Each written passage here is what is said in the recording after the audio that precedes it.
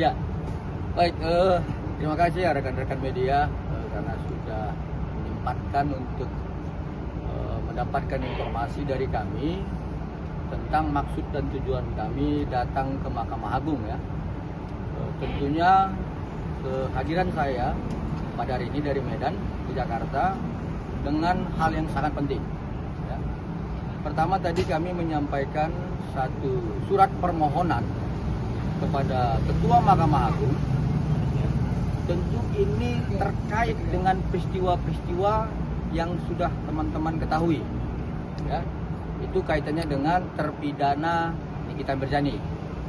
Bahwa hari ini kami memohon perlindungan hukum ya, yang dikenal dalam bahasa hukum immunity judicial terhadap majelis hakim tingkat pertama, tingkat banding dan kasasi yang sudah memutus ya, perkara nomor 362, 255 dan 3144 yang dalam hal ini memutus terpidana Nikita Mirzani bersalah. Dan kenapa kami memohon perlindungan hukum terhadap majelis hakim? Karena kami ada melihat peristiwa-peristiwa yang kami duga kuat akan mengganggu kemandirian dan integritas dari majelis hakim nantinya dalam pemeriksaan upaya peninjauan kembali. Ya, perlu kami tegaskan bahwa upaya peninjauan kembali itu adalah sah. Ya, upaya kemudian melakukan pengaduan ke Komisi Judisial adalah sah. Ya, itu hak dari terpidana.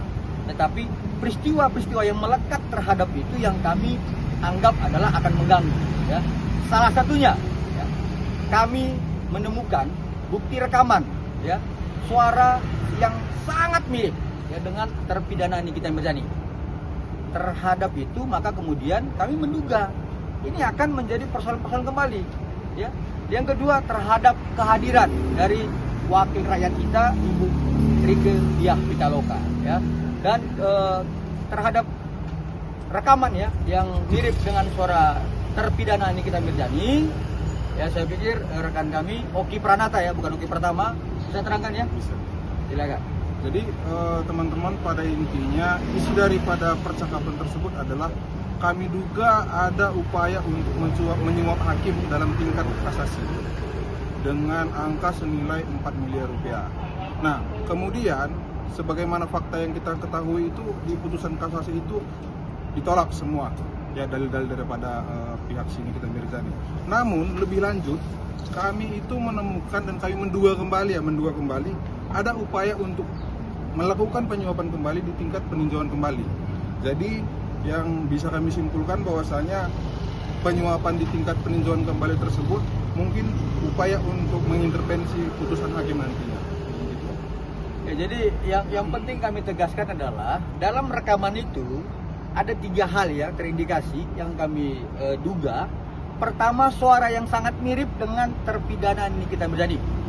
Kedua, ada ya nama rekan sejawat kami yang disebutkan oleh suara yang sangat mirip oleh terpidana Nikita Mirzani, yaitu rekan sejawat kami yang mendampingi terpidana ini mulai tingkat pertama, tingkat banding, kasasi, bahkan sekarang di upaya PK.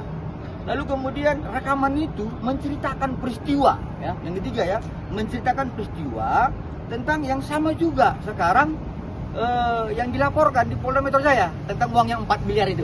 Jadi dugaan-dugaan kami itu adalah karena adanya persesuaian, ya, persesuaian dengan 3 indikasi ini. Ya, sehingga kemudian kami memohon kepada Mahkamah Agung untuk kemudian memberikan perlindungan hukum kepada para majelis hakim. Nah, yang kedua yang seperti saya sampaikan tadi adalah tentang kehadiran ya wakil rakyat kita Ibu Rieke Diah Pitaloka. Tentunya ya rekan-rekan media ini harus kami sampaikan secara tegas gitu ya. Jadi ada yang kami lihat bahwa perbuatan Ibu Rieke ini sepertinya tidak menghormati ya konstitusi kita, yaitu Undang-Undang 13 tahun 2019 tentang perubahan ketiga Undang-Undang 17 tahun 2014, yaitu memberikan rekomendasi ya di depan ya, gedung Pengadilan Negeri Jakarta Selatan. Padahal rekomendasi oleh komisi di DPR RI itu hanya boleh diberikan di gedung DPR RI. Dan kemudian dalam hal apa? Rapat dengar pendapat umum, rapat kerja, rapat panitia kerja khusus dan seterusnya.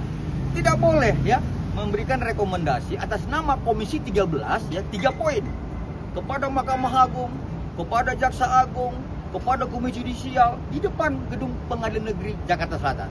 Nah ini kan tidak menghormati konstitusi itu sendiri. Ya, artinya kami menyampaikan kepada Ketua Mahkamah Agung hari ini mohon agar memberikan perlindungan hukum tadi terhadap rekaman yang kami duga kuat mirip suara Nikita Mirzani, dan kemudian terhadap ya, rekomendasi yang kami anggap adalah menabrak konstitusi kita. Memberikan rekomendasi dengan sembarangan di depan Pengadilan Negeri Jakarta Selatan yang semestinya itu harus di dalam gedung DPR RI dalam rapat dengan pendapat, rapat dengan pada umum, dan rapat dengan sebagainya. Saya pikir itu. Pak, terkait masalah rekaman tersebut adalah apakah disinyalir bisa dikatakan untuk penyuapan, Pak?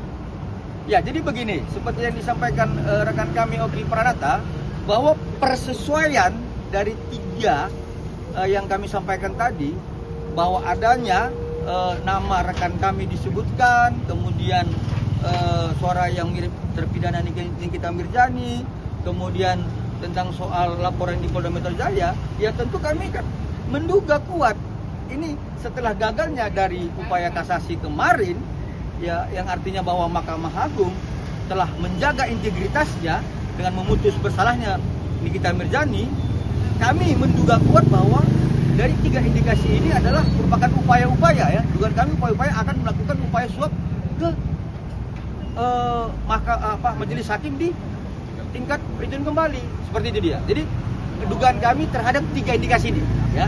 Jadi silakan nanti Ketua Mahkamah Agung mendalami apa yang kami sampaikan melalui surat kami, seperti itu. Bang, rekaman itu berasal dari mana, Bang? Ya, baik, rekaman itu diperoleh klien kami dari rekan dia juga ya, yang saat ini tidak boleh kami sebutkan karena ini kan suatu perlindungan terhadap bukti dan saksi, seperti itu. Lagi? Bang, menyinggung salah satu ini nggak sebenarnya para orang istana gitu, Bang, yang mengaku dekat dengan istana? Kami tidak bisa menyampaikan sekarang ya seperti apa, tetapi yang pasti adalah ada orang-orang yang dianggap ya dekat dengan kekuasaan, seperti itu ya. Jadi sehingga kemudian kami juga harus menutup ruang kekuasaan itu, baik itu kekuasaan eksekutif maupun legislatif yang akan mengintervensi yudikatif, seperti itu. Bang, menurut Abang ada kepentingan apa sih, Bang, Nikita Pitaloka ke dalam Nikita Mirzani? Apakah ada dengan pansus atau seperti apa sih, Bang? Saya nggak tahu ya, saya nggak tahu kepentingan apa Ibu Nikita Pitaloka untuk masuk ke dalam wilayah yang bukan wilayah lingkup kerjanya, karena Komisi 13 ini kan tidak membidangi tentang Mahkamah Agung, tidak membidangi tentang Kejaksaan Agung, dan tidak membidangi Komisi Yudisial ya. Tapi kalau kemudian rekan-rekan media mengatakan bahwa ini pansus dan sebagainya untuk yang ke depan, saya belum berani ke situ. Tapi yang pasti bahwa perbuatan Ibu Nikita Pitaloka ini adalah menabrak konstitusi kita, Undang-Undang 13 tahun 2019, seperti itu. Berarti tidak langsung melanggar, Bang, berarti? Ya, dilanggar. Jadi di dalam pasal 74 ayat 1 dan 98 ayat 3 disebutkan bagaimana kemudian anggota DPR RI dalam komisi memberikan pendapatnya, rekomendasi dalam rapat komisi, rapat dengar pendapat, kemudian melaksanakan tugasnya. Itu diatur dalam undang-undang.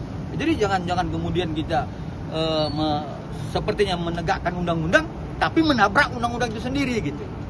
Bang, kemarin dari Ibu Rika sendiri bilang kalau dia itu tidak mau mengintervensi putusan tapi melainkan menjalankan fungsi pengawasan sebagai anggota DPR. Gimana, Bu? Baik, jadi seperti saya jelaskan tadi, fungsi pengawasan ya dari DPR RI legislatif salah satunya adalah pengawasan dalam peraturan perundangan ya. Kemudian ini harus dikembalikan kepada komisi masing-masing ya. Contoh saya sampaikan begini.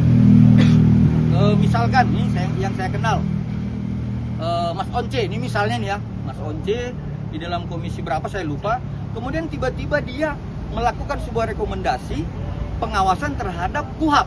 Nah ini kan salah, karena dia, kalau Mas Once ini kalau tidak salah komisinya membidangi tentang soal pendidikan, seni, dan olahraga dan seterusnya, tidak dalam hukum.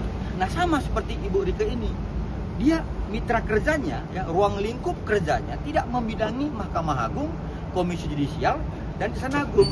Jadi kalau kemudian mengatasnamakan pelaksanaan tugas yang kemudian dalam pengawasan undang-undang, ya masuk aja ke dalam LPSA, ke Komnas HAM, Menkumham, ini pas itu ruang lingkup kerja Komisi 13, ya bukan di Mahkamah Agung atau Komisi Judisial seperti itu. Lagi?